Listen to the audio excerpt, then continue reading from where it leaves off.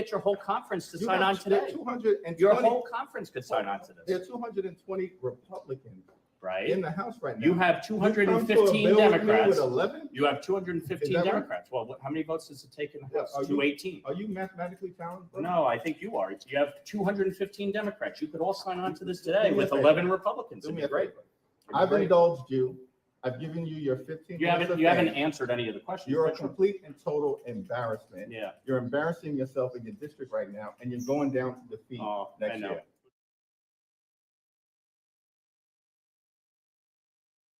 We have got to the point where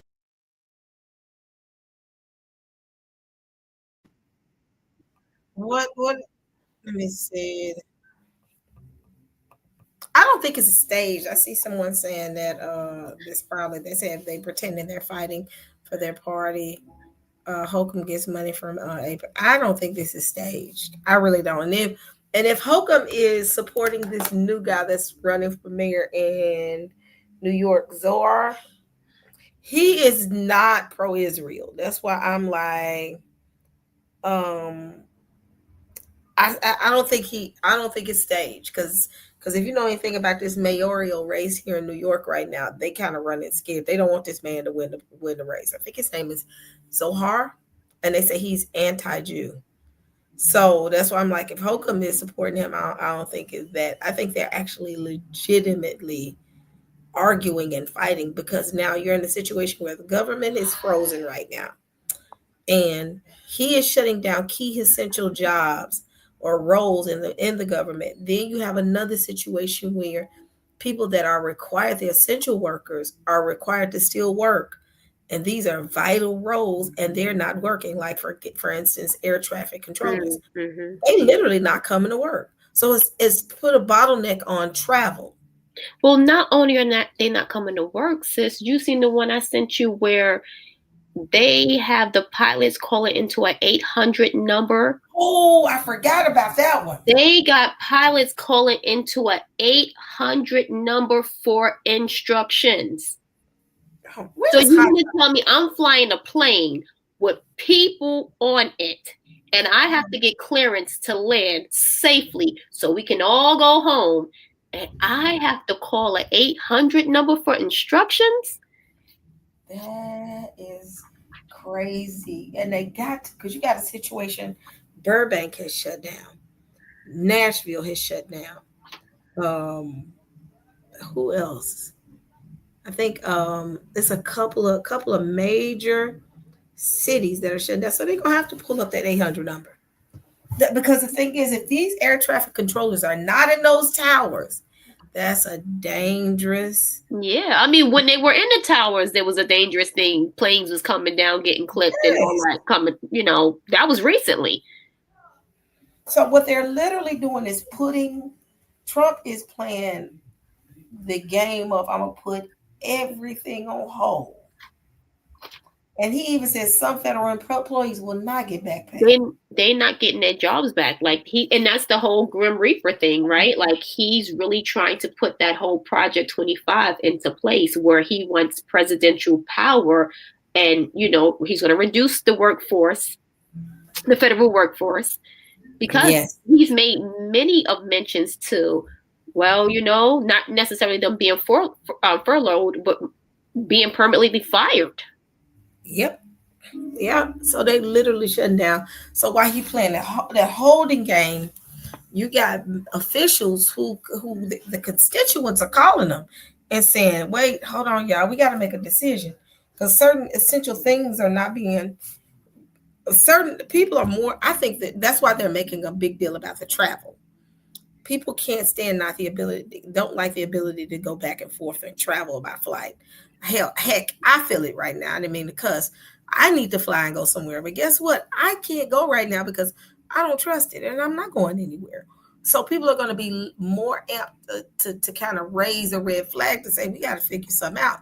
So Trump is playing off of that. And what I saw here, I think yesterday, he said it is the Democrats that's putting us in this situation. They would just sign this bill, we will be done. So this is why I'm like, they fighting in the middle of the street because it's starting to make them look bad. And that's what I said. I shouldn't have said U.S. versus Trump. I should have said Democrats versus Trump because this right here is something different. I've seen Republicans and Democrats argue. I've seen shutdowns, but I've not quite seen a shutdown like this where you definitely will not see an end or see an end of the end to this anytime soon. Because what I'm hearing is the biggest part. What they always do is utilize an anchor bill to drive the rest of the bills, and I got to really look at what they need to sign off on. The anchor one is dealing with health care. What else is involved in those the agreement between the Democrats and the Republicans that has literally shut down the government? So this is getting bigger than what we think. And then not to mention you got ICE being deployed all over the US. This is beyond this is a lot to take in. Like I said, y'all know I've been on a hiatus for the past how long? A couple of months.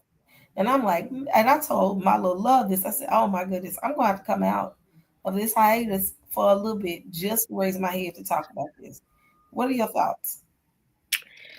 Well, I just want to give a disclaimer so everybody out there. I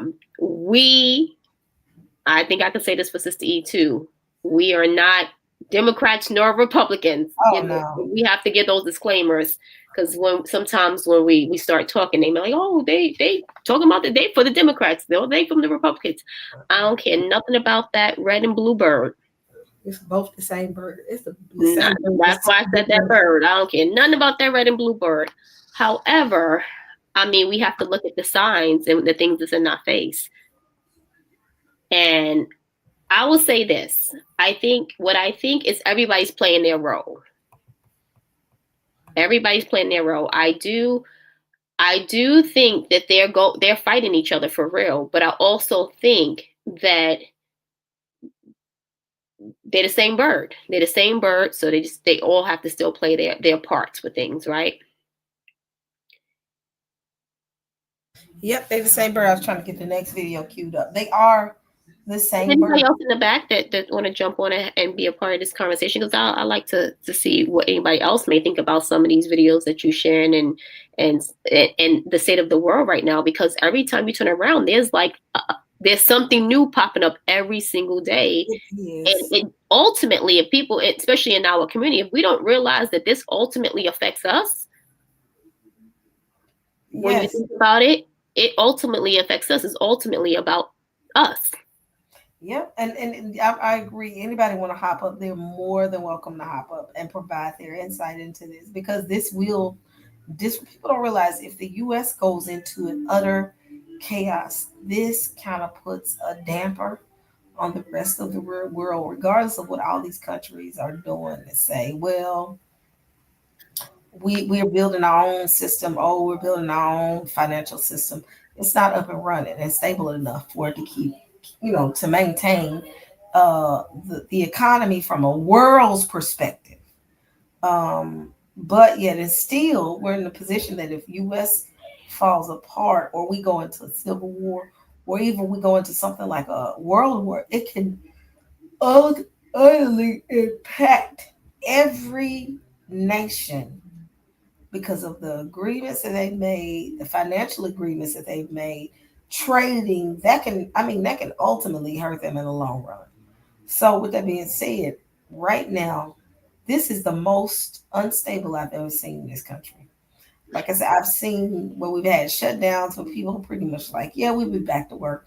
This is the first time my friends that work for the federal government, they can't even pinpoint when they think they're going back to work. They literally making plans to say, well, it looks like we're going to be out, down and out for a little bit, because they know the Dems and the Republicans are not backing down, because now they have to, it's a pissing contest pretty much, I think. I mean, they may tomorrow may say, okay, we'll agree. I would be shocked. And if they do, okay, they good. I'm shocked. But this is the most unhinged group I've ever seen. Everybody's like, where's hot sauce? Where is hot sauce? Yeah, I'm surprised hot sauce didn't jump on here. He be the first one as soon as you put it out there. I'm like, is he asleep? Did he not get the notification? Somebody go find hot sauce.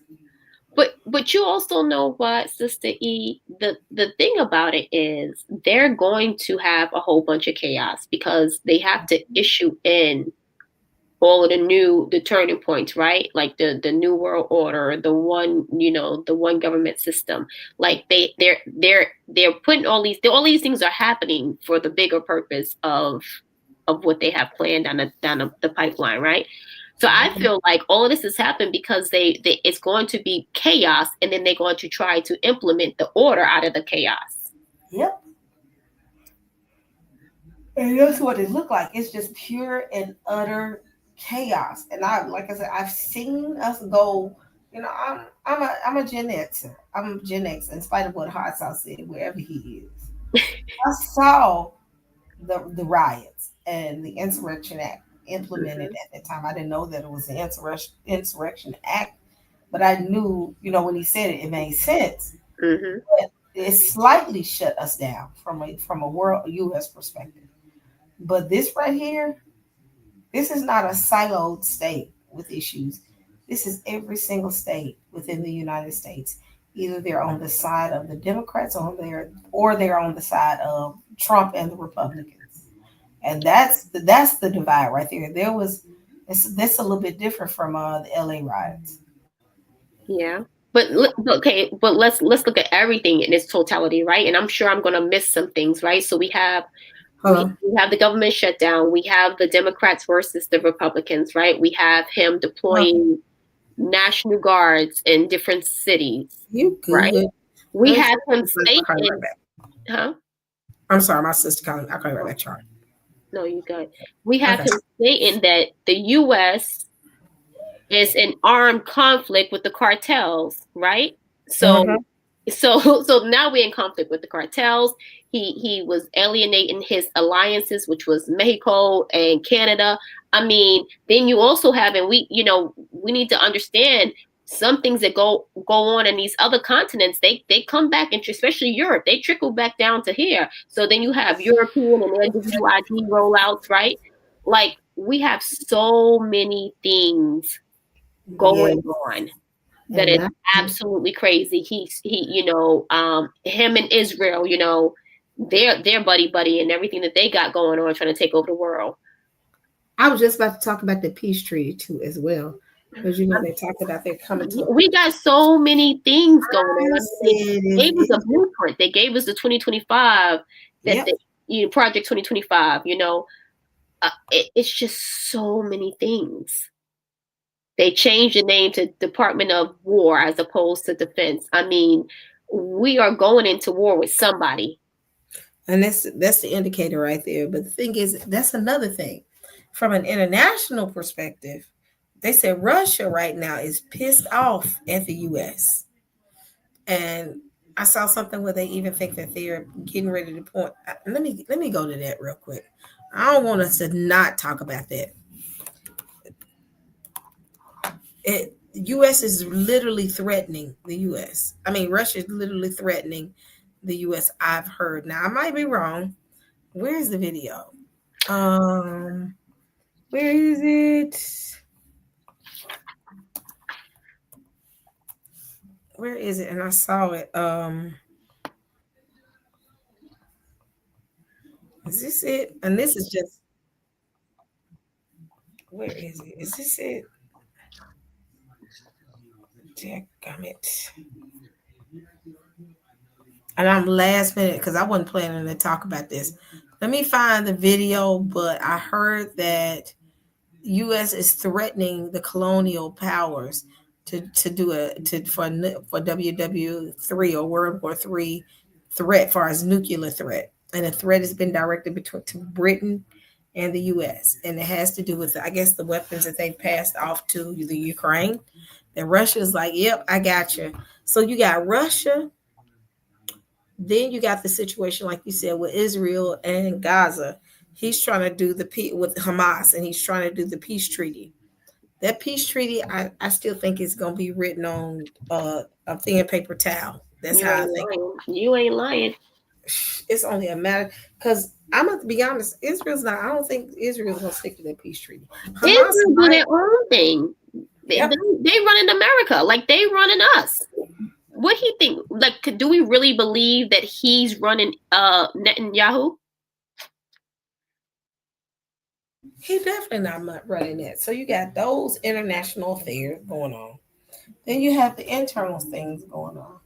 And it's like, yeah, this is quite interesting. I think this is the most interesting the news has been since the super flu.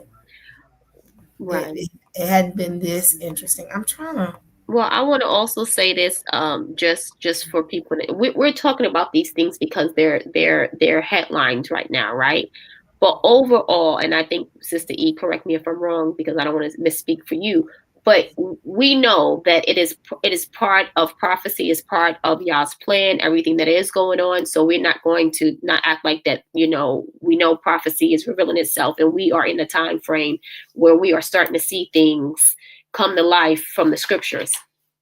So just want to make sure, because I did see somebody in the chat saying, I still believe this is Yah's doing. He is causing the nations to isolate themselves.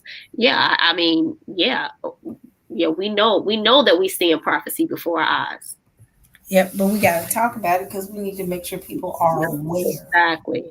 Because the thing is, to be aware means you're prepared. Exactly. So then you got the situation here, back to the Insurrection Act of 1807. I'm going to play this video.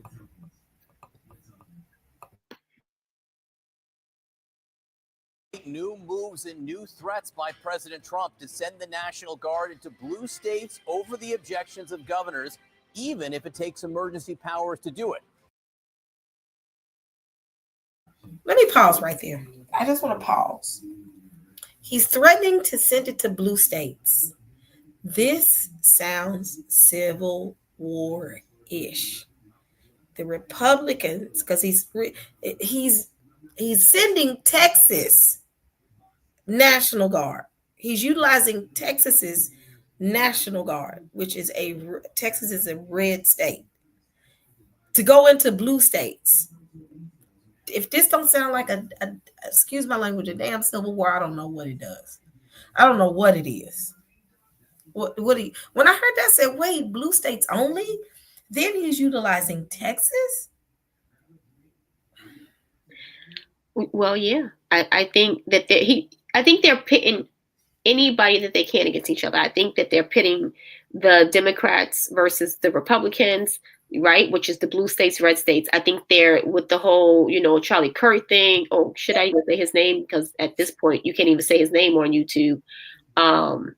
So sorry, Sister E, if I was supposed to say the name. And then there's a civil war brewing as well. With white versus black. So they're pitting as many people and as many, not just people, but groups against each other. Yep. Let me play this. That's crazy.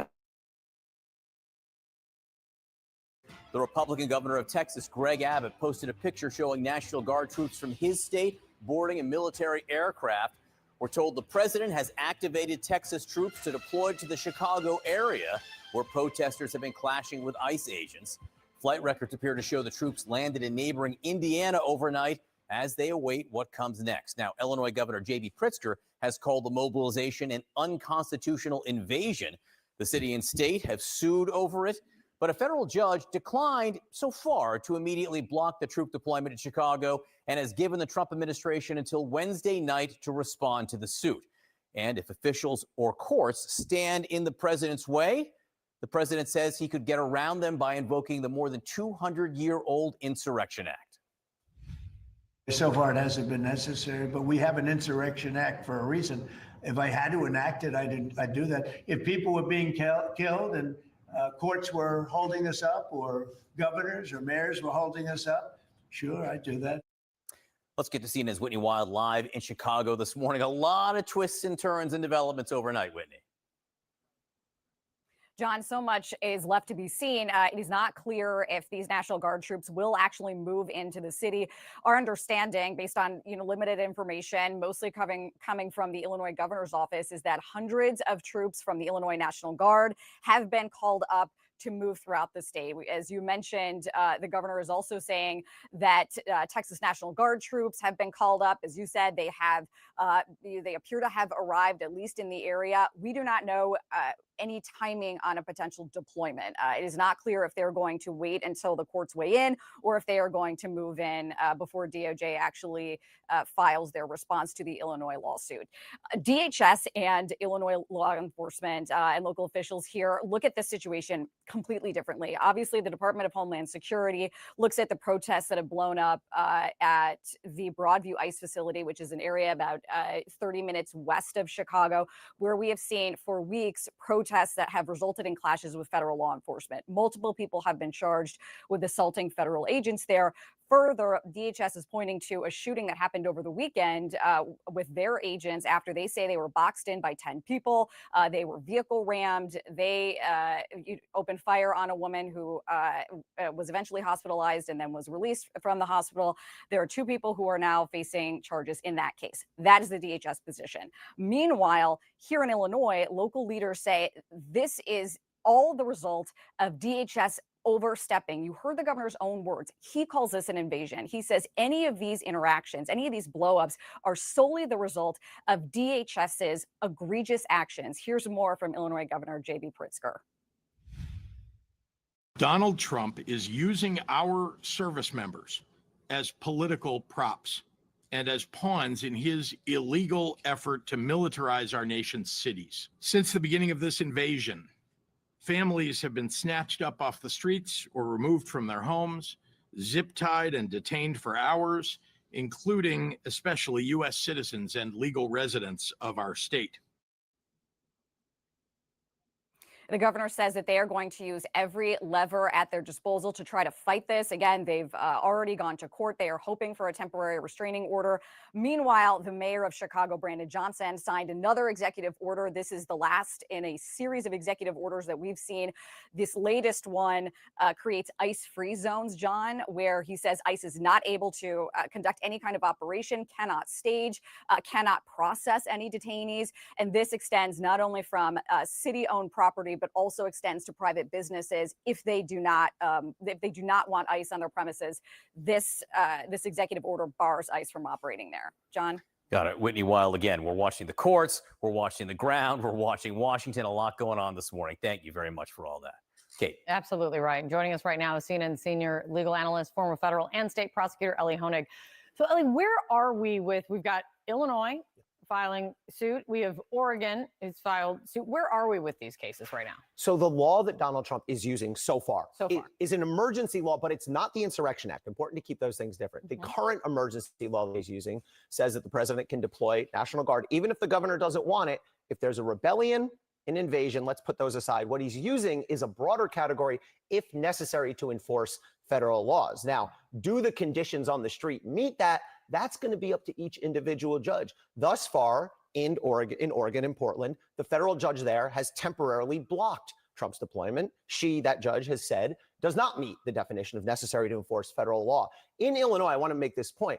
That judge has not necessarily said, come on, bring the National Guard in. For the moment, the judge has said, I'm not going to block it now, but I need more information and I need it quickly. I need it by Thursday. And if you look at the transcript, it looks like that judge is leaning towards blocking it. So it's not quite right to say that that judge is allowing National Guard. And that's the practical effect for now. But stay tuned. I think we may see a different outcome there. And stay tuned kind of quickly, potentially. But kind of this gets to the broader point of like people may have a hard time when you're looking at the legal arguments here of just following all of this because you have multiple cases in multiple different jurisdictions and multiple different places, some on hold, some not. How should people make sense of this? So we're not, at least for the immediate future, going to get one overarching resolution on all these. Each of these is a separate case. I mean, the conditions on the ground may be different. You may have conditions that meet the emergency. For example, a few months ago in Los Angeles, the judge, an appeals court said, this does meet the definition given the protest, given that there's some violence involved. But you're going to have different situations in Portland and in Chicago. And so think of each of these as just separate. They all have different judges in different federal districts, different facts. And so it's going to be a while before they filter up through the appeals courts and before we get some uniformity. Let's then talk about separately. We played that clip of the president talking about how he's open to invoking the Insurrection Act now.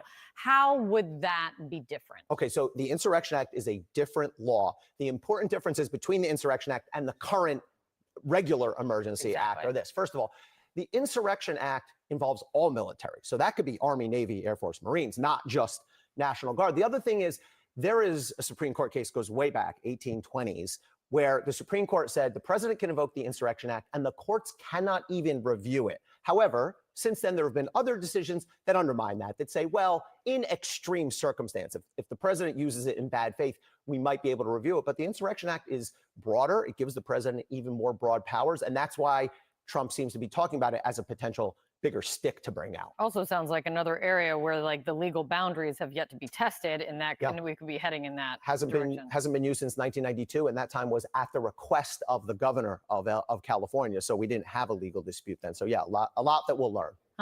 Great to see you, Ellie. Thanks, Kate. Thank you so much. Zach, I want to start with you because you told me you actually had to go read up on the Insurrection Act, which if any of you do, it's not that long. So it's only like 4 paragraphs long. It does sort of suggest that presidents should be asking governors to bring troops into their, into their state. But there are clauses that say if there's an insurrection, like basically it seems like Stephen Miller, watching him just now, he read the Insurrection Act, ripped that language for his interview with Boris yesterday. And there's just clearly, at least in the way they're phrasing things, laying the groundwork to cite this law. It was passed in the 18th century. In the 1798 was the first version of it.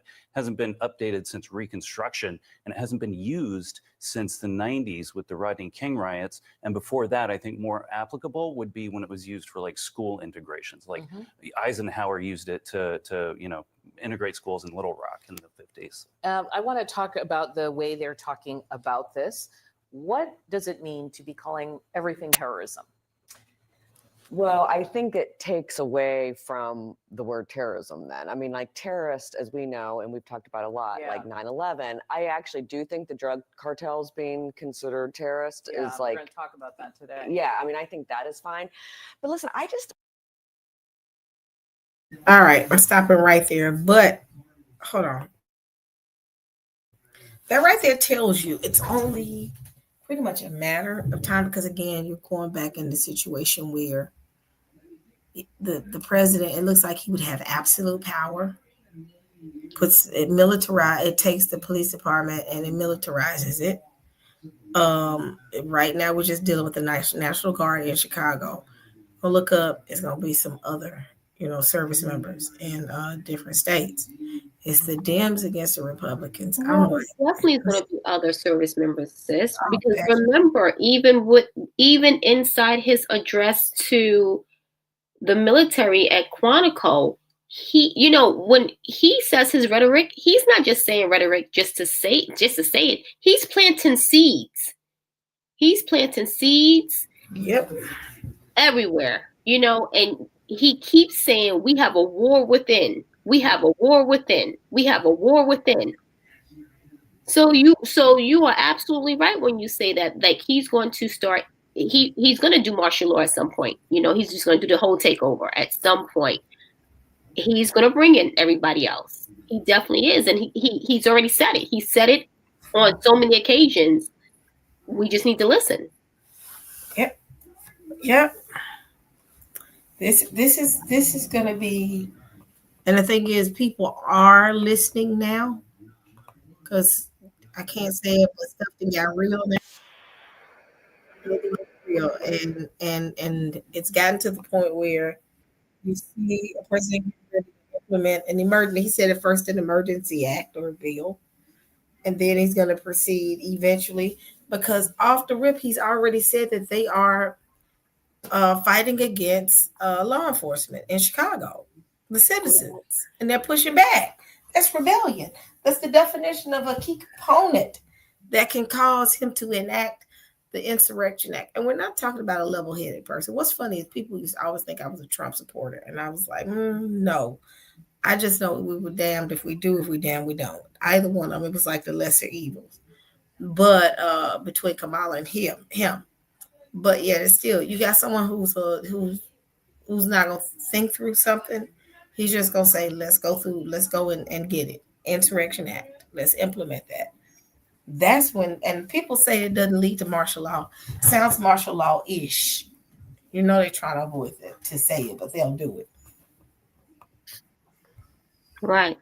Oh, there goes hot sauce. He coming on? Hot sauce, you coming up?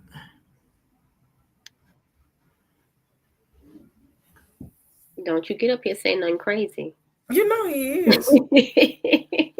You know he is. Come on up here, hot sauce. Where's Eric? Now we just need our other person up here. Where's Eric? I haven't seen Eric either, because Eric, where is Eric? Where is he at?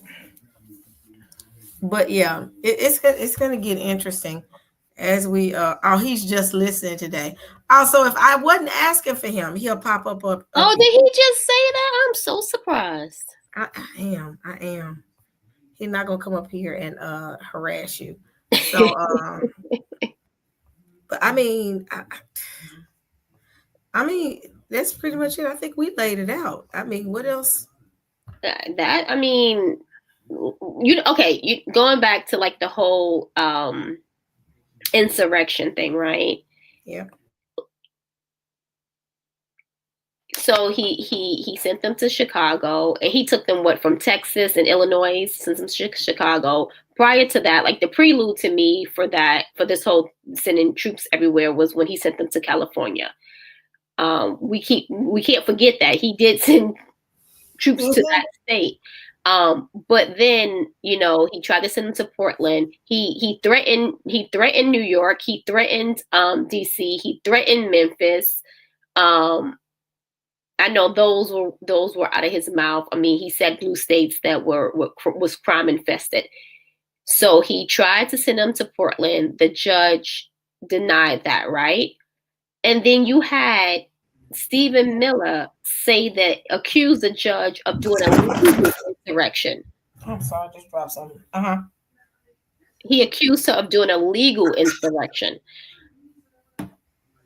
And so this whole insurrection just keeps getting thrown around everywhere. No matter how you put it, it just keeps getting thrown around. And not to mention the actual insurrection that we had not too long ago, where they stormed the Capitol and nothing happened with that. And he pardoned them people. It really wasn't that bad. That's how he didn't quite say it like that. But I'm sorry, everything on my desk just been scrolling. Yeah, that's what he said. But we know if it was people like us, with some melanin, been kissed by the sun at least a couple of times, it would have been a whole different ball game there, right? It sure would have. I just think this whole insurrection thing being thrown around, no matter how you put it, even I thought that was really significant for him to say, Stephen Miller, for him to say that the federal judge he's accusing her of doing a legal insurrection. I'm like, so they keep throwing this whole word around, no matter if it's in Trump's context or the legal system context. And I'm like, so, again, planting them seeds that we're going to get insurrection. We are going to get an insurrection, no matter how we slice that cake. Yep, it's gonna happen. And they kept trying to antagonize us to get it kicked off, and we just pretty much checked out. We was like, we're not getting in that. We're not. That's y'all's fight. So now it's pretty much. He just said, I'm just gonna start sending troops to the city and see if I can get something popping. Because if he can get that started, they're going to push back. Chicago is going to push back. The way that they're coming at them with ICE. So let me play this last video, because for some reason I just started getting sleepy. I got real sleepy. Let me see. Here we go. I want to play it. And I already got started. They didn't shot a. Hold on.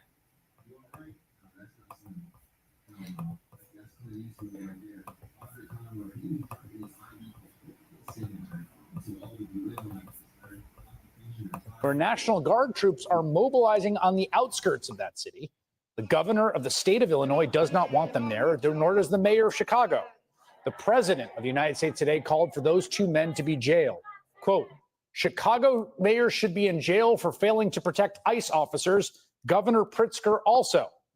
And on a day when Trump's former FBI director was being arraigned in a Virginia courthouse, talk like this should probably be taken quite seriously. These leaders in these local cities, along with Pritzker and Johnson, ignore what's going on, or, sir, they're helping Antifa cover it up? I think actually they're petrified. You know, their families live there, everything else. I actually think they're scared. Pritzker was a failure in his family. They threw him out of the family business. Guy's a loser. But you know what? They actually, I believe they're scared. They're actually frightened for their lives. For his part, Governor Pritzker does not appear to be petrified. This is a convicted felon. I mean, think about that, who's threatening to jail me. I got to say, this guy's unhinged. He's insecure. He's a wannabe dictator. And there's one thing I really want to say to Donald Trump. If you come for my people, you come through me. So come and get me. That kind of posture from the governor is pretty important at a time like this, because this is all happening just a week after the president of the United States assembled the 800 highest ranking commanders of the U.S. Armed Forces and told them to be prepared to fight the enemy within. We should use some of these dangerous cities as training grounds for our military, National Guard, but military. Because we're going into Chicago very soon. That's a big city. It's the enemy from within, and we have to handle it before it gets out of control. What we've been seeing in Chicago already from ICE and other federal agents sure does look like an extension of that project. It feels like an attempted federal occupation, with images like this shared by a reporter with the Chicago Tribune of a federal agent pointing a weapon out of the car window at a woman who was filming them. Last Friday, we saw folks in a residential neighborhood, middle of the day, bright sunshine, get tear gassed. The chemical agent was used just a block away from an elementary school during a school day. Across social media, there is video after video after video of people being detained, often violently by federal agents, while onlookers yell at them. Like this video on your screen of Border Patrol trying to forcibly restrain a man while onlookers attempt to intervene. In one instance, a Democratic congressional candidate was violently thrown to the ground by ICE. You see that there? For exercising her constitutional right to protest the agency's presence in her city. Just last month, a pastor was shot in the head with what appears to be a kind of pepper ball projectile while speaking outside an ICE detention facility in the Chicago suburb of Broadview. I want to warn you, some viewers may find the video of that incident upsetting.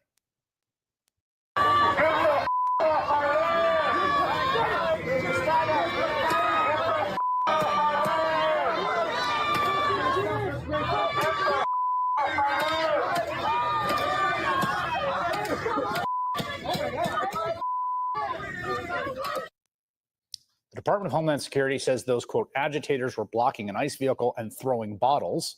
In his own words, that man, Reverend David Black, said, quote, I told them there was still time to repent, believe the good news, and turn from their wicked ways. That's when they opened fire.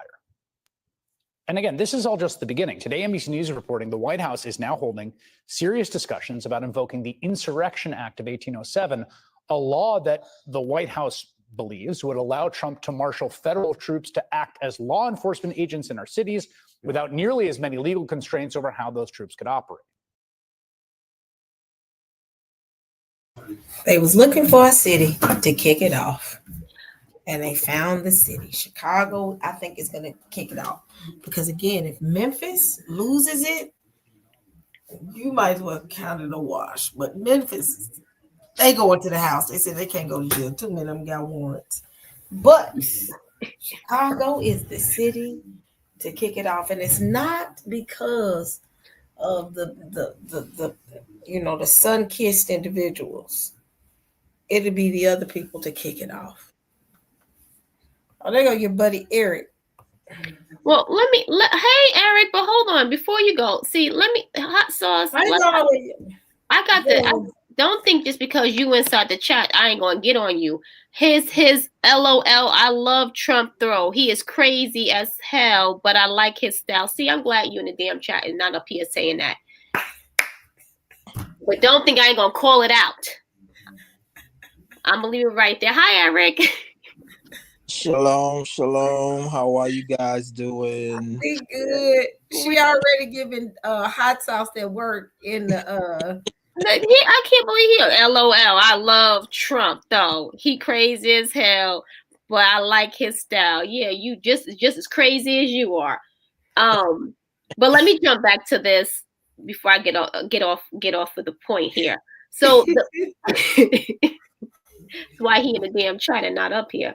And we wasn't supposed to curse. Now you got me saying damn. Here we go. Here we go. There go hot sauce. I know you ain't say no mess like that. So, first of all, hello everyone, shalom. What's up, Hope hot everyone sauce? is doing well. You know, common courtesy goes a long way. No, what I'm saying is, okay, Trump is crazy, and he's not for his people, but the characteristics that he displayed, I like, and I wish more of us would be that way. That's all I'm saying. I just want to say two things, and nobody has to agree with me. You know, I always give a disclaimer. I don't have to be right, but it's something that I noticed. It seems that everybody thinks he's really trying to provoke us, and he is. But take this into consideration. I think he's more or less trying to provoke his own people. I think so too. To just say the hell with it. We're gonna go back to Jim Crow 2.0, where we could just do whatever we want to do to black people and not be held accountable for it. All right. Well, that's what I think is part of his plan. I agree with you. I definitely agree with you with that. I absolutely agree with you with that. I think he's provoking the militia, right? Because when you're doing the Insurrection Act of 1807, you're actually provoking the militias in Pennsylvania, Florida, Arkansas, South Dakota. I mean, those white boys are ready for something like this. Yes. Well, right? Yeah, but it's the militias and all the other groups too. Like he said, like Eric said, the good old boys. Yes. Right, they're ready for when the government steps out of line with this like kind of martial law and federal. That's why they're in Chicago and not in a place like Pennsylvania or Florida where there's like heavy militia or Virginia. Believe it or not, January 6th really kicked that off. Well, yeah. See, Eric, you should have been up here earlier. I mentioned that. Yes. No. What I'm saying is this. Like, right, militia and Trump is cool, but I think this is going to bring the divide between the militia groups and Trump. No, okay. I'm not even going. You said the divide between them. The point I'm trying to make is how they just took over the Capitol. Right? They said the hell with law, the hell with the Constitution. We're gonna just take this thing over. You understand? So that's what he knew he had that in his pocket. And I think that's his driving force now. To just because he knows he's lying about Chicago. They've been singing this song about Chicago for the longest. Ain't never did nothing to really stop. They don't care about black people killing black people. They just want to use that as a distraction from all their foolishness that's going on. But if they can use it to fuel their goal, their agenda, they're going to do it. No, you got to look at the long game. You got to look at it in a long perspective, right? So politicians have been pushing back against ICE. So Trump enforces federal agencies and military to come into Chicago, right? The Chicago is just the starting point. But where the militia and Trump are going to divide, where militia and Trump are going to divide is where he started expanding. Because I mean, Chicago is just the starting point. But see, I think Chicago is not the starting point. I think what has been happening is he's already been testing the waters. When they did the insurrection, like Eric said, that was like testing the waters. Okay, how far can I go? And then when I send the troops to California, even though it's a different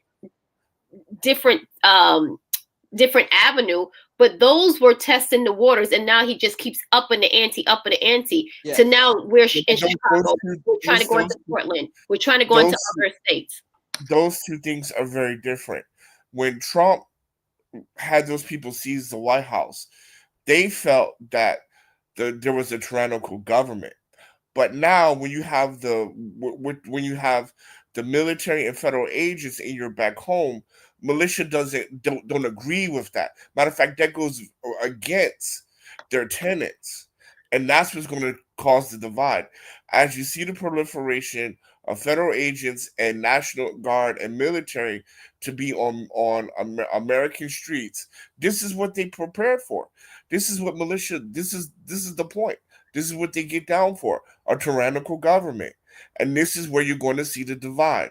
When he gets away from black cities like Chicago, Philly, New York, whatever, and he goes to California, he goes to Virginia, this is when you're going to see the Civil War.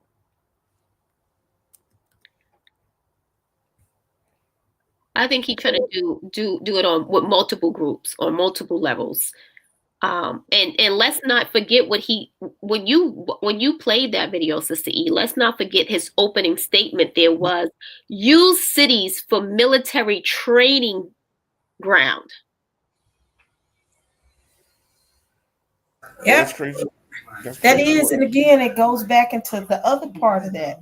When they were saying, I'm sending military trips into the blue states.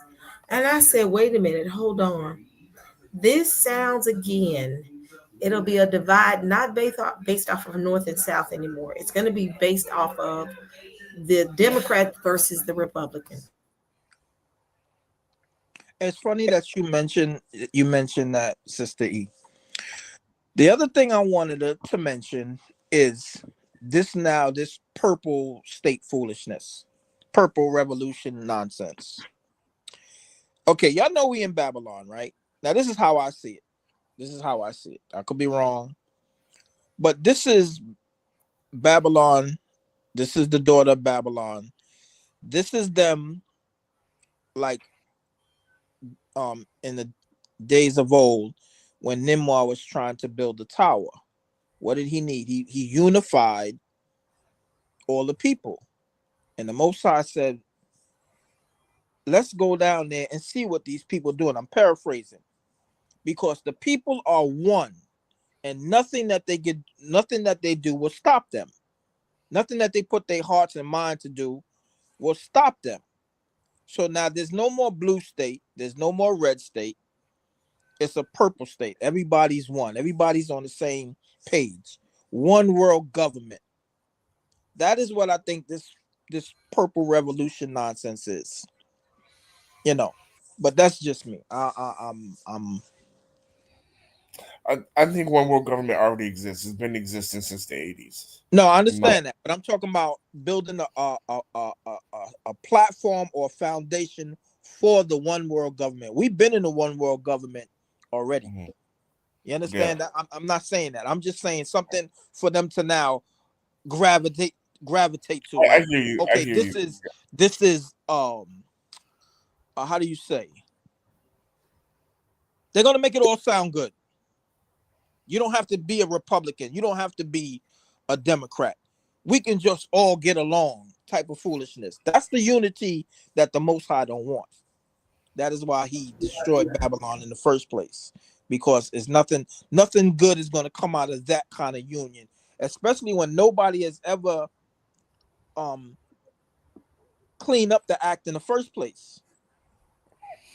Or you just throwing everything in one pot now. Those same people that had those views is going to keep having the same views.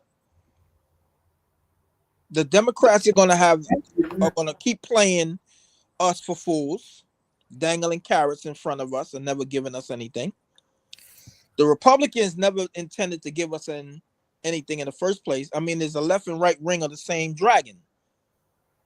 But now, if they can fool us to make us think, okay, you don't have to be a Republican. And remind you, the independent party still exists. Why not just, make everybody independent?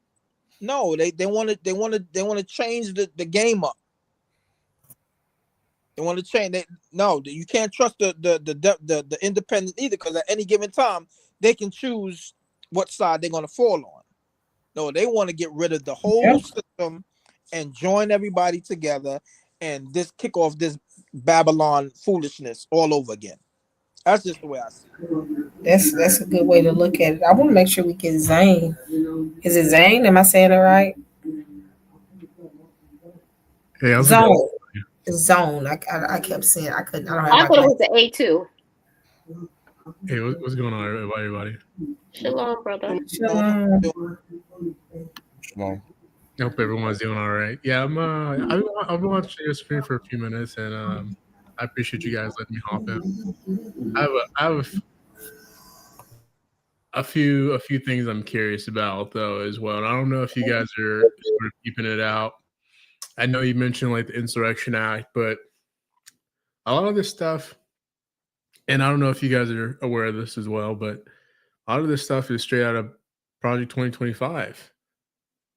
You know, trying to invoke martial law, but start basically have the public in a frenzy, but basically have it to where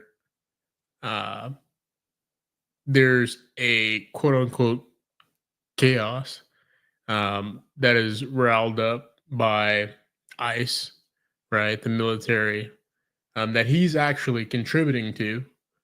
And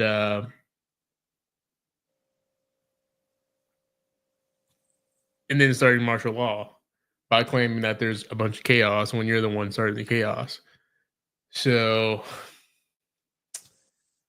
I mean, from that point, that's what I'm seeing. It looks like there's an intention on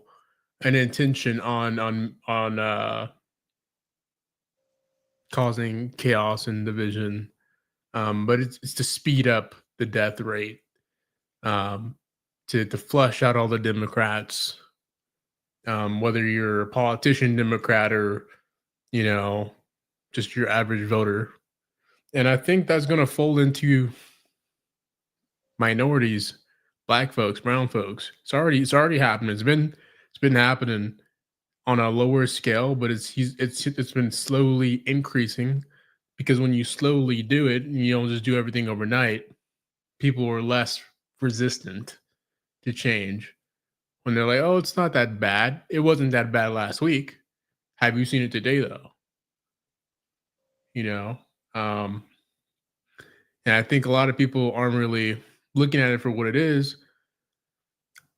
I feel like, and I'm gonna be honest, because I've been feeling this way as well. A lot of folks don't want to admit they're scared.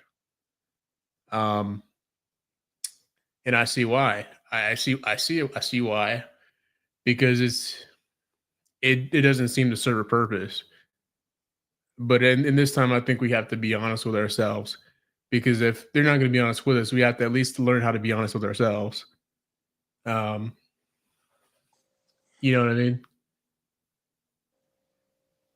And yeah, it's definitely scary.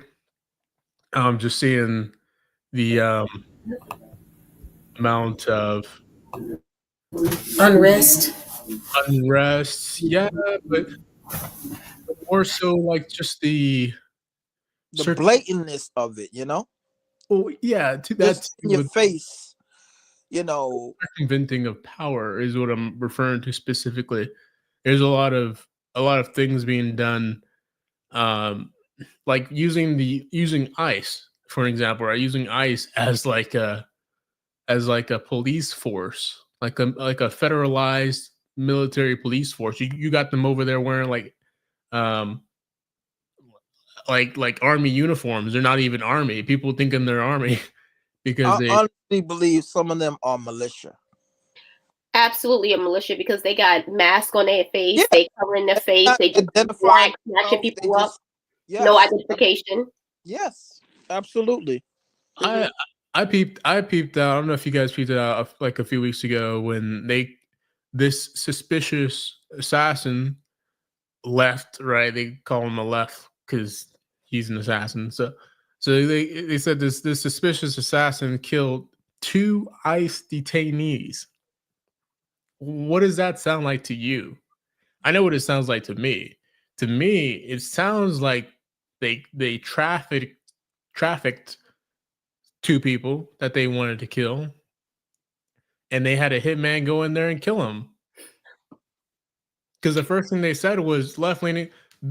At that point, Fox News could just stream headline a set left-leaning assassin. The guy had no ties on record. He did the same thing with Charlie Kirk Killer. No ties to the left.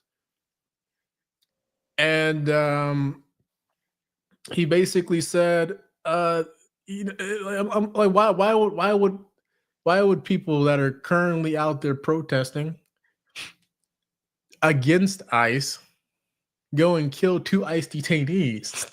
Does that make any sense to you? I mean, it's like they think that we're stupid, right? You see what I mean? Like, No, I absolutely think we're stupid, and I think that they're casualties for their purposes. So I agree with you. I don't know how long you've been on, but if you've seen the clip that Sister E had played with the Grim Reaper, the AI generated video that Trump had posted. And that was what we were referencing, that he, you know, this was straight out of Project 2025, all of this, especially with him depicting himself and one of the authors of it as the Grim Reapers. I heard about that, but I missed it. I heard. Oh, maybe to see. Maybe we need to cue that up for the latecomers inside here. But yeah, so we are in agreement with you, my brother, that is, it's definitely part of the plan. And he's saying it right in our faces. Yeah, I mean, yeah, I agree with you guys. Whoever said that, there might be, like, he might be trying to convince, like, Republicans, MAGA, which I think that was said. If you guys said that, then yeah, I would agree with that. That it looks like, you know, they bought up all the mainstream media, all of them are compromised, all the mainstream media. So the independent media, the real independent media that aren't out there, you know, calling themselves moderates and then also advocating for Israel. No. Like Stephen Miller, obviously super MAGA Israel ties, but you can't say a lot of this stuff. Yeah, it's and my if I'm saying anything wrong, please correct me. No. No. Most definitely, you're not saying anything wrong. No, You're you're definitely not. Okay. I think we all pretty much share the same sentiments, excluding hot sauce. But I'm just joking with hot sauce. He's not even the good hot sauce. He's like quiet.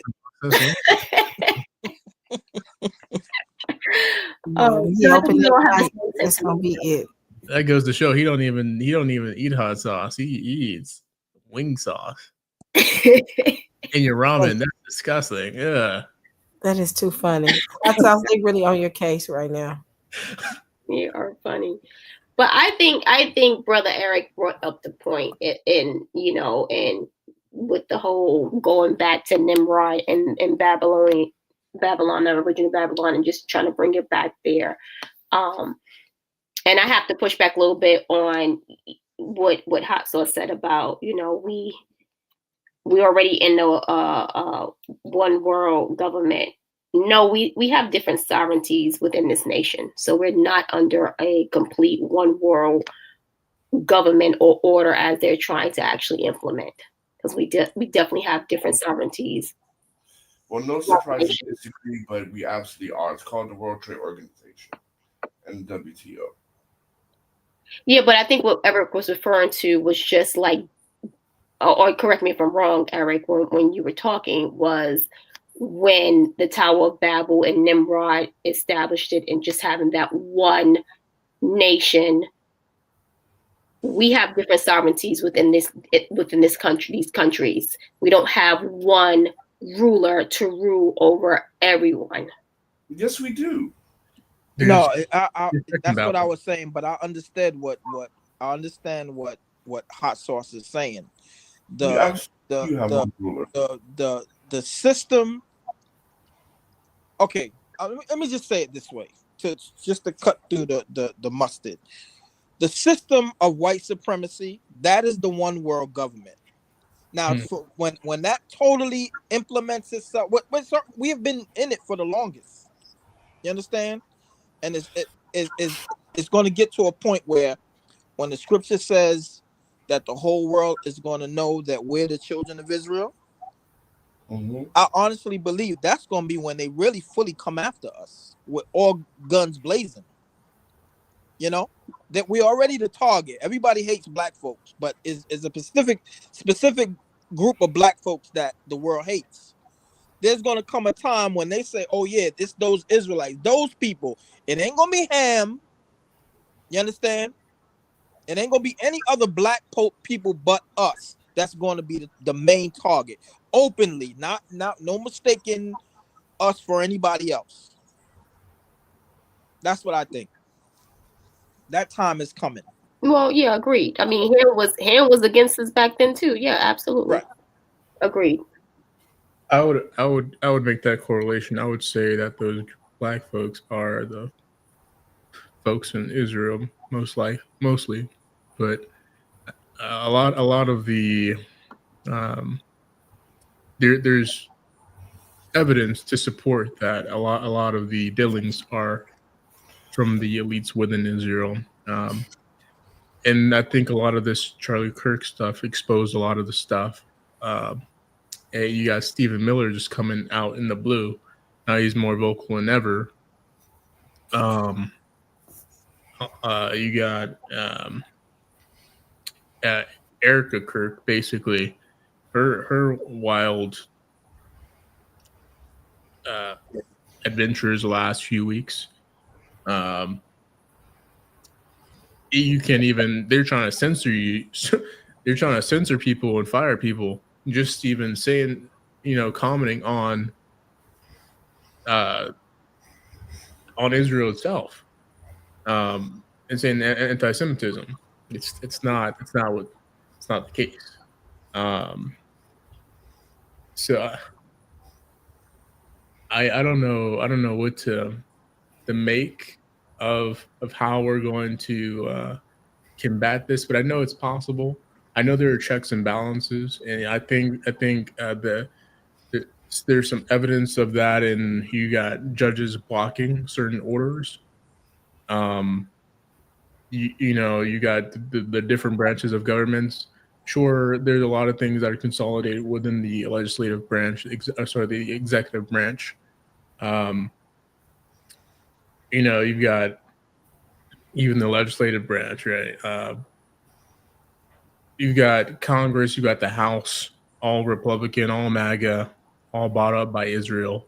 One thing that I saw, and I apologize for rambling, but one thing that I noticed is that the majority of the people in the cabinet, they look like they're blackmailed because they're all within that Epstein case, right? They were all listed in that those Epstein documents on that Epstein list. Pam Bondi, Kash Patel, Elon Musk, like all these people, all these random people. I'm surprised I haven't heard JD Vance's name yet. Are in the cabinet.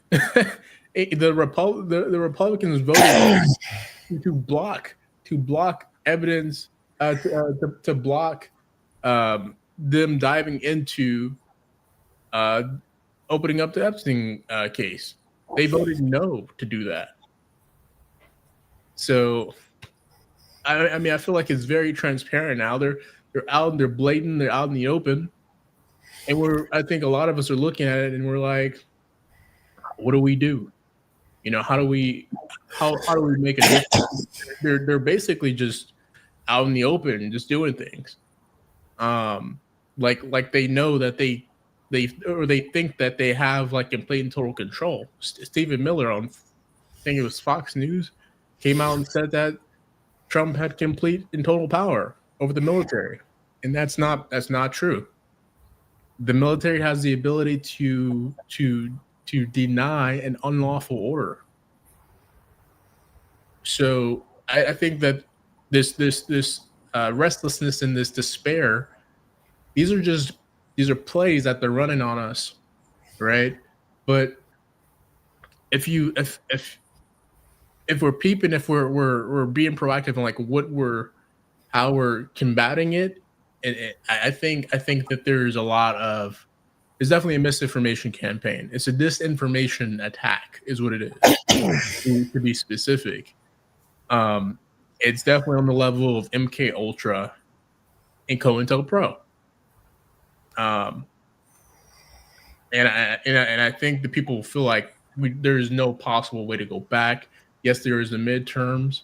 I think that's going to be an important. They're trying to discourage people from voting. They're trying, even in Texas, they're gerrymandering. They started gerrymandering, remapping everything, blocking off. Forgetting the Democrat's name. What's her name? Forget her name. Kamala? No. She's from Texas. She's from Texas. Oh. Crockett. That's what I'm talking about. So they basically like closed off her district, right? And when they tried to when they remapped it, right? They've been basically all these assassinations. You got two Democratic legislators assassinated. This is not normal stuff. No, yeah, I get that part, and I find myself trying to stay away from the reactionary channels, because there's a way to react in a productive way that is not inefficient, or one that's gonna cause a loop where you basically are stagnant, right? I don't know how have you guys been faring? I don't need to talk all day. Well, the only thing I want to say to cap off what I was mentioning earlier is that I just lost my train of thought just that fast. Good Lord have mercy. Eric, well, I'll say this. For the most part, I don't think we as Israel have anything to worry about. Well, thank you. This is the time of their issues, right? The cup of trembling moving from Israel to the Gentiles. I mean, we had our time, man. We had slavery, Jim Crow, right, Reconstruction, all that. I mean, it's a wrap, man. Now is their time. Now it's time to see the curses of Egypt come back, right? So this is their time. The civil war between them, fighting between them. This has nothing to do with us. That's why the Mexicans are mad at us now, talking about how come we're not joining them. Like in general, even people who don't believe they're Israel, even them, they're like, nah, we chilling right now. And that is very weird, because normally we're always in everybody's stuff because of the People of Color Coalition. But now, blacks are waking up. I don't know if I like that specific talking point. I've seen that a lot, and I hate to see it. What, people of color? Yeah, I don't. Yeah, that makes no sense. No. What I mean is what you just said, right? That black person waking up due to not going out and supporting, right? I think that is a tactic, and it can be effective. I think Holocaust is referring to people waking up to who their true identity is. No, what I'm saying is this: is that Black people in general, those who know they are who the true identity are, and those who don't, they're waking up to the fact that we're alone. We're on this ship alone. Right. The People of Color Coalition is BS. Mm-hmm. All this, this and that, because we constantly supported so many different minority groups, quote unquote. But then when it came to us, everybody's quiet. Yes, so now, that was made to keep resources from us. Right. So we're wising up, and you can just see that, like you can even see the most high-handedness, that even people who are not even awakened to the truth, they know to be still, right? They know to be still, while everybody's losing their mind. Right. Yeah, and that sparked. In fact, I'm glad you said that, because that brought back. I see what you're saying. What I was trying to say. Remember earlier I said there's going to come a time when they're going to say, okay, that's Israel. Remember, when we was being persecuted in Rome, we fled Roman persecution. That pursuit never stopped. We just was that the Most High just scattered us to the four corners, which was a blessing, because had we stayed in that one area, it'd be like shooting ducks in a barrel. So him scattering us was really a blessing, even though we got kicked out of our homeland for disobedience. But that was him still preserving us. Let's say mercy. Let's say it was mercy. Let's say it was mercy. I'll go along with that. I have no problem with that. Yeah, he still showed us mercy and punishment. I agree with both of what you guys are saying, but I would say that this has everything to do with us. I mean, everything. At the end of the day, it does have to do with who y'all's chosen people are. The bottom line is that, and so I agree with what y'all saying, but at the end of the day, it's all about us. Mm-hmm. Yeah, I see what you're saying. I see what you mean. You mean like when you say black folks are waking up, you mean not as like reactionary, not always trying to be in everyone's fight. Right. That's what I mean. To be still, right?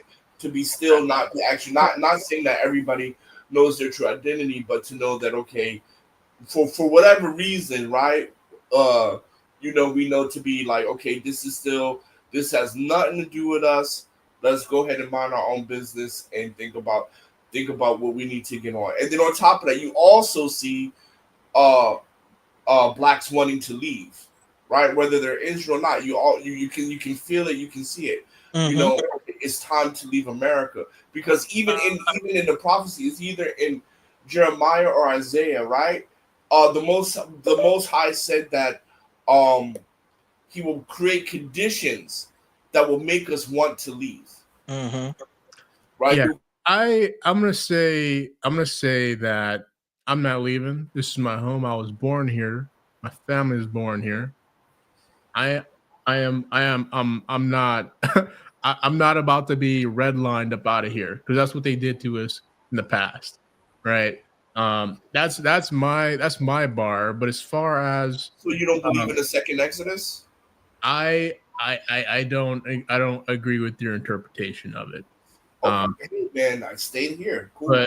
But in terms of our fight, I believe, if anything, some black folks see this as a way of stepping up instead of being a martyr.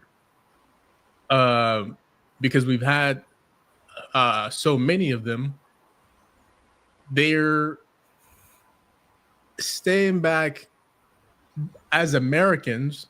They're surviving as Americans, surviving for their family until the moment is right.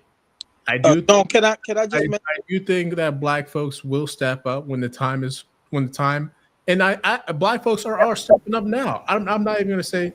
So can we ask you? Do you identify as the Israelite? Do you identify as a Hebrew or Israelite? No. Okay. I didn't think so, by some of the comments that you were making. Yeah, I was just about to ask. I don't mean to cut you off. No, you're right. Go ahead. My little one.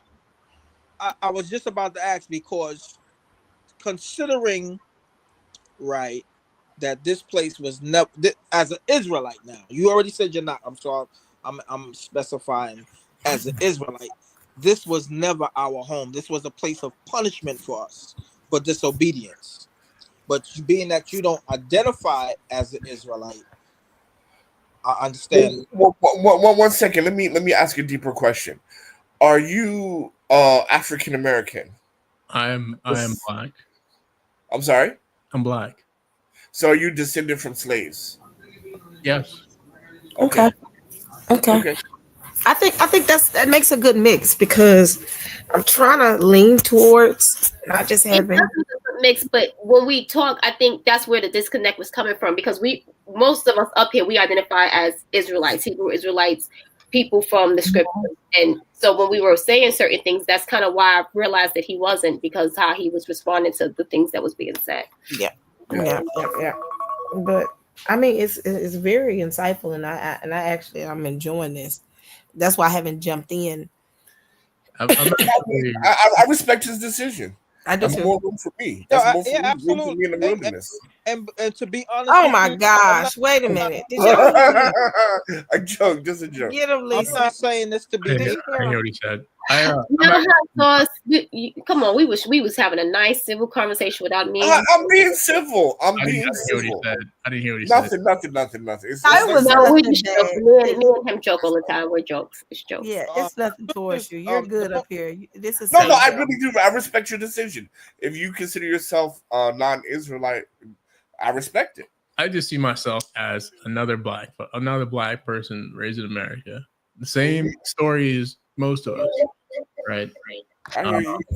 I mean, I did a little different. When I turned of age, I went to the military for some time, and I matured in different ways, but so I carry a little bit of that with me as well. So I can tell it to you from a military perspective as well. Can I ask you a question from a military perspective? How do you see America? From a military perspective, as a black man, I mean, what part specifically? Like black folks, Americans? The military industrial complex.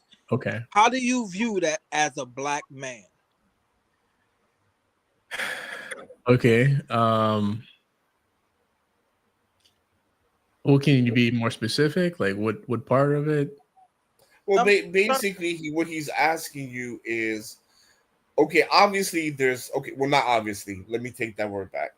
For some of us, we believe that there's white supremacy and there's structural racism against black people. So as you being a military man fighting for this country, and as you being a black man by your account, by what you classified, how do you see America? I like that. All right. Thanks for putting it that way. No problem. Yeah, the military is definitely a lot different, especially if you're active duty. It has its own rules. The regulation is built by a lot of the generals, the senior leaders, and then that's pushed down as law, but it's also voted at boards and stuff. However, in terms of how I see America and its white supremacy complex, that exists. This white supremacist patriarchal layout or persona. It's just a persona. It doesn't. It's not required to exist in the military or any other facet in life. It's just something that young white men gravitate toward to build their story. Did I answer that sufficiently? Did I answer that in whole? Did I miss anything? To be honest with you, I really don't. I'm not making the connection of what you're trying to say. Okay. I see what he's saying. In terms, how do I see the industrial complex? Like why America runs? What part didn't I answer? Or maybe I wasn't paying attention. Maybe I wasn't paying attention.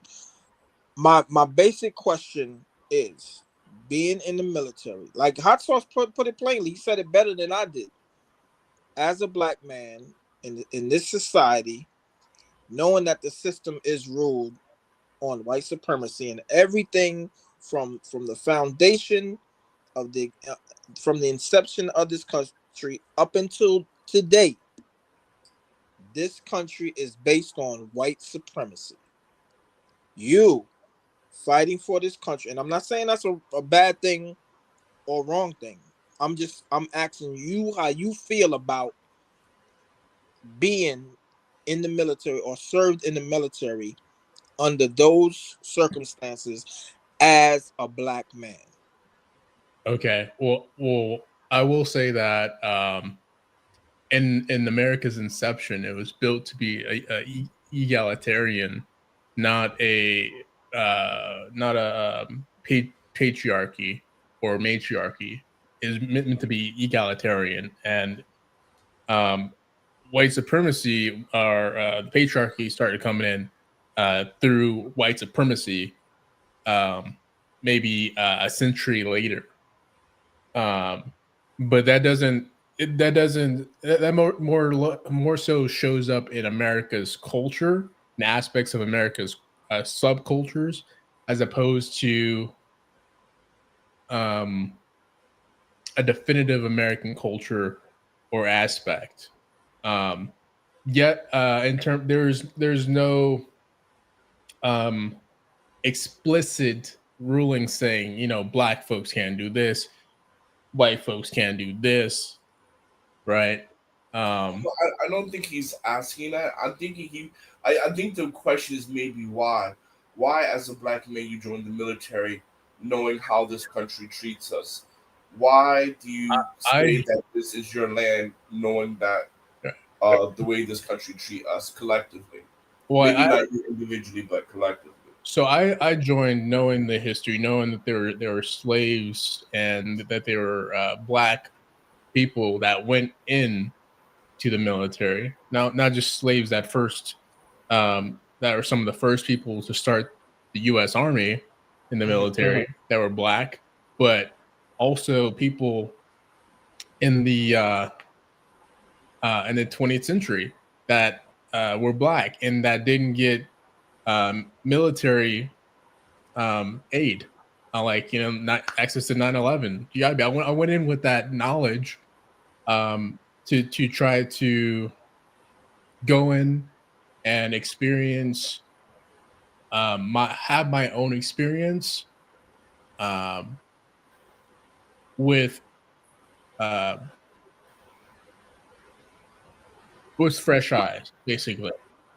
So I didn't go in there believing that, you know, anyone was going to be racist. And yeah, there were some racist folks in there. Did you experience racism while you were in the military? In ways, but it was much more subtle. It was much more subtle. However, what I mean by that is people weren't like intentionally trying to be racist. And when they tried to intentionally be racist, that's when they were like, you could tell that they would do like super subtle things that were like, you know, maybe I didn't mean to be racist, but you know they meant to be racist type of thing. They just didn't like flat out call you the N-word. You know what I mean? And then there were also things that were built in there over the Obama presidency, like you know, EO and Sharp, right, which tackled sexual harassment and assault program, and also equal opportunity, which were meant to you know, things that were if there was toxic leadership, this was to basically help the atmosphere of soldiers. So, you know, they have soldiers killing themselves. So to improve the morale, you include these programs that were peer reviewed by citizens, right? They weren't like always military personnel, but on the board. And, you know, that's how that, you know, and also through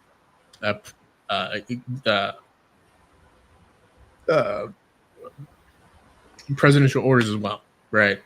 So yeah, that EO was set to tackle like racism and discrimination, right? While Sharp was meant to tackle sexual harassment and assault, right? So they had programs in there they still have them in there. Trump is trying to take a lot of that stuff away. DEI was never in the military, so that's a lie. But even DEI, he lied about that. DEI was specifically for certain demographics that were not privileged. It was a tax for the business. It was an incentive, right? But when we talk about DEI, I think part of the reason why we're in this situation right now and why white people are going crazy is because Trump made a fatal mistake. When he removed the DEI, he thought it was going to hurt immigrants and minorities. But actually, he found out it hurt white women, right? Because during the civil rights, a lot of stuff that we fought for, we lost it in legislation, Title VII and Title IX. So one of the things that made white people lose their mind is the fact that, oh well, hey, we're not doing better than these black people as we thought we was. Because when we look at American mentality, as long as white people are doing better than minorities and blacks, they're okay. But once they feel or they think that they're not superior in every way to minorities and blacks, that's when the violence comes. That's when the chaos comes. Mm-hmm. That's when the anarchy comes. Yeah. And I think Trump biggest misstep was doing away with DEI. Yeah, I agree with you most of what you said there. Also, I don't mean to cut you off. Also, getting rid of the welfare programs, basically, because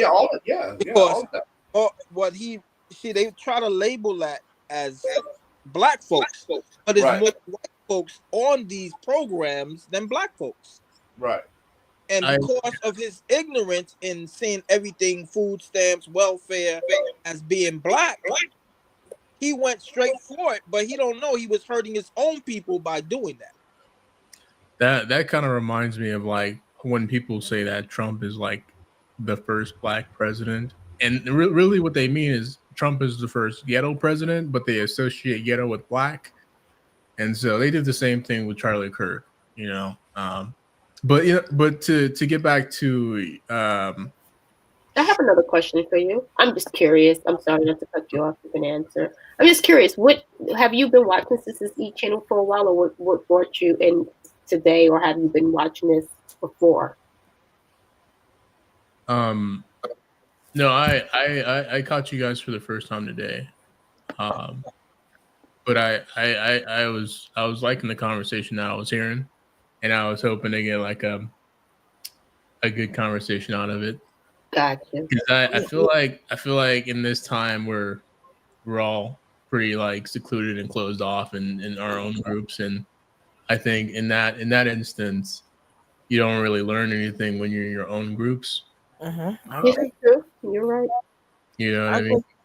I agree. I do. I did enjoy. I'm gonna actually probably close up in a few because I got to go to the dentist in the morning. But you joined us, Zone. I am. I'm glad you joined us. You're more than welcome to come back up here. Absolutely. More than welcome. Thank you. But yeah, I do want to continue this conversation. I don't want to end it, and I got a feeling I'm not going to be able to end it. Steve, can I ask one more? You have to do a caveat. He has to have tough skin. Zone, if you're gonna come up here, you gotta have tough skin. Yeah, I just have one more question. Are you still in the military, and how long have you been in the military? Yeah, I was in for 10 years. I'm not anymore. Okay. Yeah. Yeah, Zone. I definitely agree with my little loves. You got to have tough skin because certain people just be randomly attacking you for no reason. Yeah. I mean, you know, I wish random attacks is crazy. I was in, you know, active duty, so I would say I had tough skin. Okay, Yeah, good, I've good. seen. Yeah, I've talked to I say people that were suicidal. this is a community. Most of these people are a community of Israelites, and we have different viewpoints that may go against what you are going to say. So you're may get a lot of pushback. So that's why they have tough skin. Man, if I said half the stuff you just said today, man, they'd be on my neck. Well, you say enough. You say enough to get your. Here we go. Here we go. See, there you go. Yeah. If I would have said that this is my country, this is our country, the panel would have exploded. You already said you love Trump. You know better than that. The panel would have exploded. I mean, yeah, it's obvious like who's trying to take it over, but even like the whole white replacement theory, like if you look into that, you realize white folks are just scared. Their whole identity is based off of fear. You know, they think black and brown folks are going to replace them one day, so they gotta get someone in office that'll, cut everybody off at the knees again. So yeah, I mean, I would love to dive into DEI when I get the opportunity, hopefully next time, to kind of really explain what it is. The purpose. But one thing about Cicely, she welcomes everybody that has opposing views. She doesn't discriminate. As long as you don't come in disrespectful, you're welcome on her platform. Yes, I appreciate you guys. You guys have been awesome. And yeah, I'm an against the grain kind of guy, so I'm already expecting to be yelled at. It's not nothing new to me. Oh man, it takes the heat away from hot sauce. Don't worry, hot sauce will be built. They're gonna tear you apart, brother. Because I mean, anything you say that remotely goes against it, they'll tear you apart. Yeah. So they're being nice today. Well, I appreciate that. I'll take that. Because if I would have said half the stuff you said today, he's not gonna let it go. He's not gonna let that go. Well, I'm just going to we truth. trying to get an understanding. This is why I asked particular questions, because we had to get an understanding of the man. His first time up here. This is why I said to him, "Hey, you must not identify as an Israelite or a Hebrew." So we had to get an understanding. My love, when we talked for the first time yesterday, did you ask me questions to get an understanding? Hot sauce. I already know you're an Israelite, right? And yeah, but maybe I have different views or different sections of an Israelite. You're gonna get the heat because you said just off the rip. First time meeting her, off the rip. Just give me smoke. Are you guys in red states or blue states? Can I? I'm just curious. I'm not. I don't live in America. Okay. Interesting. Oh, you want to know where we live, or do we represent any of those states? What do you ask? I don't need to know specifically. I'm just asking if you guys are in a red state or blue state. I was born in a blue state, but I don't live in America. I'm in a blue state. You're in a blue state? Yes. Okay. I'm curious to know why you asked that. I'm a blue as well. I think all of us are blue. Wait a minute, New York is blue state? I thought it was it is a blue state. Yeah, New York is a blue state. But I'm curious to know why you asked that. Because there again, there's the protest. Sorry, not the protest. The ICE raids, right? They're targeting blue states, right? And so if you think about like the thought process of black folks, and you think about the thought process of like red states, you can kind of like put certain like tactics together. Oh, actually, I'm from a swing state, but I'm from a blue city. Like my city is blue, but the state is sometimes red, sometimes blue. It's a swing state, but my city is always blue. But just to let you know, Zone, we don't participate in this political. Yeah, I don't vote. Yeah, arena. We don't. Oh, you guys don't vote? I don't think it's necessarily the voting that he's asking about. I think he's more so asking it based on what's going on as far as ICE, because ICE is going to be deployed. It wasn't really a voting question. It is against the law. It is against the law to vote for a person who is not. It's against the law to vote for a person who is not an Israelite to rule over you. So that's why I don't vote. It is against the law. For religious, okay. Okay. No, it's Yeah. not. It's I not grew up in religion. politics, It's so part of our culture, yeah. part of our laws and Yeah, statutes. culture. Right? Yeah, you do not vote. You do not vote for. You do not vote for a Gentile to rule over you. It's actually a part of the law. Actually. Okay, but I want to go back to his point though, why he asked that question. It wasn't necessarily a voting, it's just where do you live? With that, I think and Zone tell me if I'm explaining it wrong, but Zone is asking in the perspective of ICE coming into the being deployed into the blue states. Is Right. that was the reasoning for your question, Zone? Yeah, I was more so thinking about the thought process. And like, how black folks think in like red states versus how they think in blue states, and how they So, safeguard. Question. You're referring to politics, though, right? Exactly. No. It's like saying like, you have liberal No, hot you sauce. have I'm liberal asking him. blacks. No, hot sauce. I'm asking him. Is he referring to politics? No, he's not.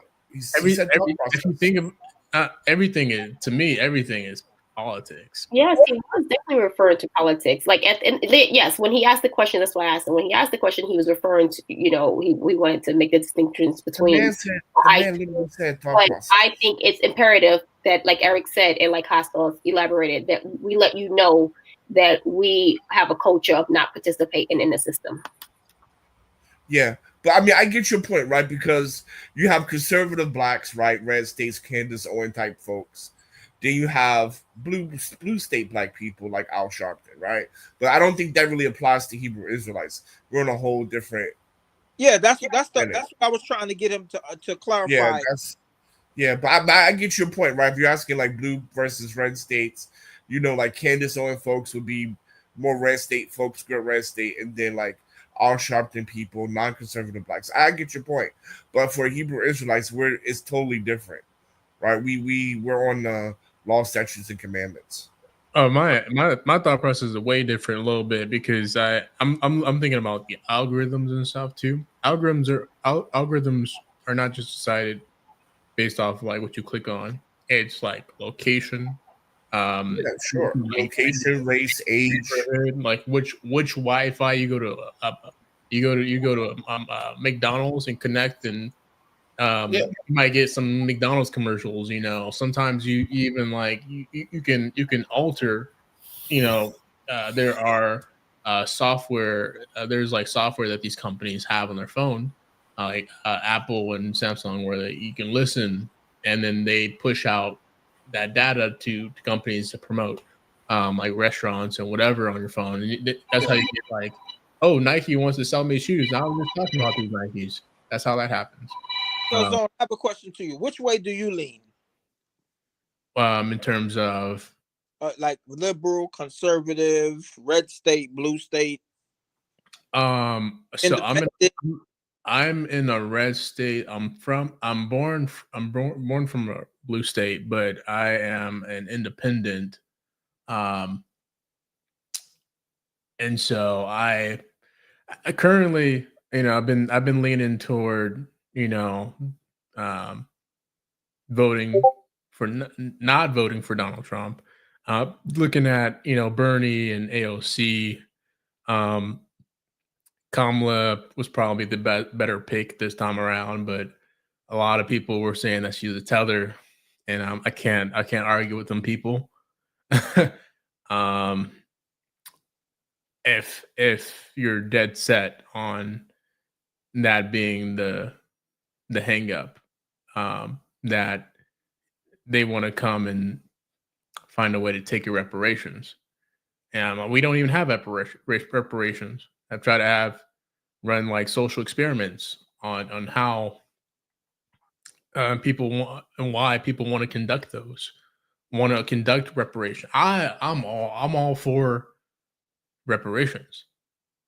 I would be the one to be entitled to reparations, if anyone. But I need to know like who is the one that is seriously fighting for it, right? Because there's a lot of people in high places that are fighting for reparations, and even the Tariq Nasheeds. I haven't heard a solid proposition or framework coming from that guy. He has a lot of smart talking points. By smart, I mean smart ass. Well, my personal opinion, I don't even deal with none of that because it's a divide and conquer tactic, and a lot of people don't realize that's all this is. It's put in place to divide us. So I don't even get involved in all of that because my mom is from the Caribbean. My father is from this place. So where would I stand in that? No, I don't even deal with all that. I know you they'll call it reparations, but I know it's the great substance that the Most High said we're going to get. You can call it reparations. I don't care what you're going to call it. We're going to get it. Just run it. How I don't know. Y'all finna start talking about the FBA. Right. But I do have a question, another question for you, Zone, because I think curious minds want to know, did you, when you voted in the last presidential election, which way did you vote? That's a big question. It is. I didn't vote for Donald Trump. I will say that. Oh, bless his heart. Then y'all just gonna drill him with the question. Hey, he got up here. He got up. Sister E now. Zone. I'm here. I'm trying to help you.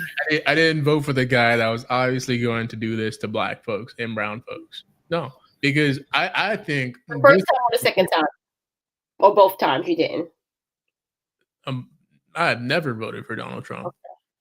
Oh my gosh, y'all finna drill the poor man on who we voted for. He got up here, Sister E. Don't you ain't got to tell him who you voted for. I understand now. I'm a transparent person. I will be straightforward if you ask, and that's my thing. I prefer transparency. We appreciate that. Trust me, because us being Israelites, we've been lied to and been deceived and bamboozled, a lot, and we're at a point where we're not standing for any of that no more. You come correct, be honest, be straight, or we don't want to have nothing to do with you. That's just my perspective. Other people might have a different viewpoint. Me, I ain't tolerating no foolishness. Straight up, yeah. My thing is, why would I lie? I'm a grown ass man, right? I mean, I don't have to please anyone. I'm comfortable where I'm at. I'm comfortable in my own skin. I don't need to please anyone. Yeah, no, I wasn't. I have one question, and we can wrap it up here. Hold on, one second. Just general statement, not direct towards you. That's why I said I appreciate you being transparent, but it was a general statement I was making. So, one quick question. So you said that you're not a Hebrew Israelite. You don't identify that. So how did you find this channel? Like, how did this happen today? Someone that I know pushed it in my algorithm, and I mean that's typically how it happens. Either someone that I know, someone close to you, and that's how you find things that are like, oh, this is interesting. This isn't a channel that I've seen before. Or this isn't a channel that I visit often. That's typically how it happens. Okay. I'm curious, like, because if you're not in the movement or anything like that, like, how does this show up in your algorithm? Well, hopefully the Most High is leading you over here to if you are and just don't know you're Israelite, it's part of your awakening. Do you know anything about the movement? Yeah. Okay.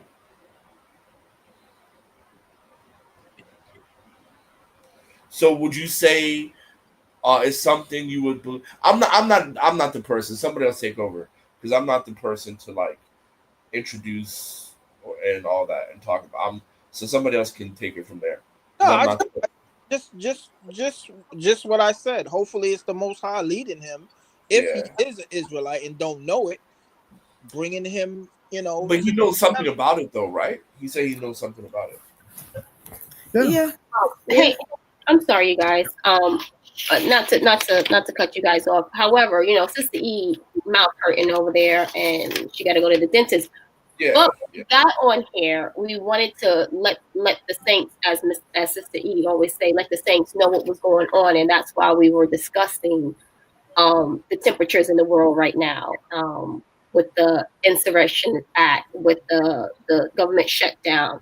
So we kind of want to just pivot back to close out so everybody can be aware of what was going on, and then she's going to shut it down, and then we can talk another day, another time when she comes back. Yeah. And the biggest thing I want us to make sure we're open, because we're going to have. I know a lot of us consider ourselves to be bloodline Israel, which is fine, but I want to make sure that we have a mixed group, because regardless if his own thinks that he is or he isn't, that I want us to be on that subject. Now, when we start talking about 400-year prophecy and all that, even if Zone want to hop up here, he can.